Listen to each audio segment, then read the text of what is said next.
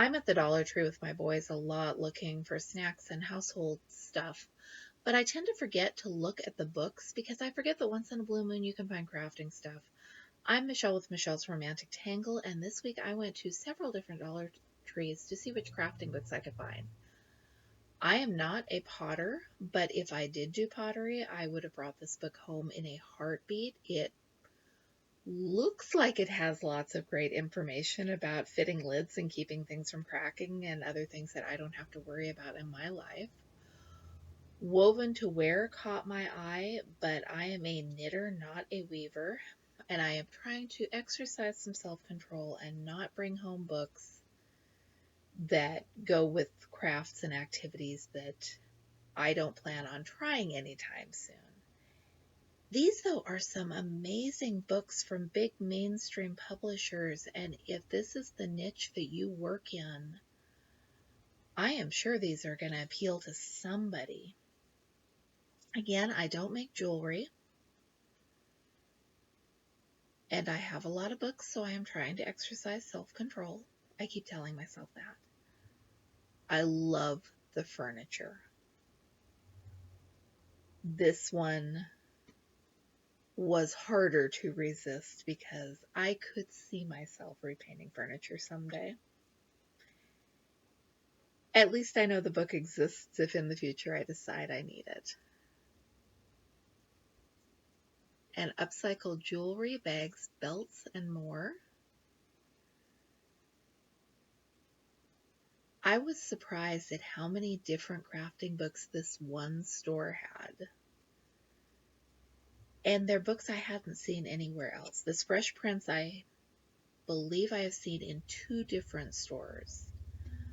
I don't know what the rhyme or reason of when they get in crafting books or where they get in crafting books. If they had them in some of the stores I visited, they had already sold out. I have no idea. If my boys were still in perler beads, this would have been perfect. And in hindsight, I probably should have picked it up because purling beads could apply to quilting. The books that I did wind up bringing home: Mini Cushions in Cross Stitch, 30 Original Designs to Make by Gina Rogers. It had the chess pieces and the playing cards kind of caught my interest, and I figured for $1 I might as well. They're small cushions, and this is the only cross-stitch book I have ever picked up that does not include the dimensions of the project, so I'm a little disappointed by that, having second thoughts about this one. Chloe Tells You How to Sew. I bought this one for the illustrations. It is so amazingly vintage that I don't know that I'm going to make myself funny face egg warmers or a cat bed, but you know, it needed to come home and live with me in my sewing room. And if I read it and I decide that I don't need to keep it in my life forever, I don't have to. Look at the fox ragdoll. I mean, there is some cute stuff in here. It's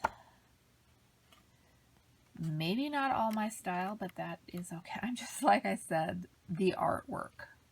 Can we buy a book for the artwork and not the projects? And Simply Modern Lace, which I almost did not pick up, but I was flipping through and a pattern or 2 caught my eye once I got this home and read it. It is amazing. If you knit lace and you find this at your Dollar Tree, trust me, pick it up. I'll do a full flip through of this one later.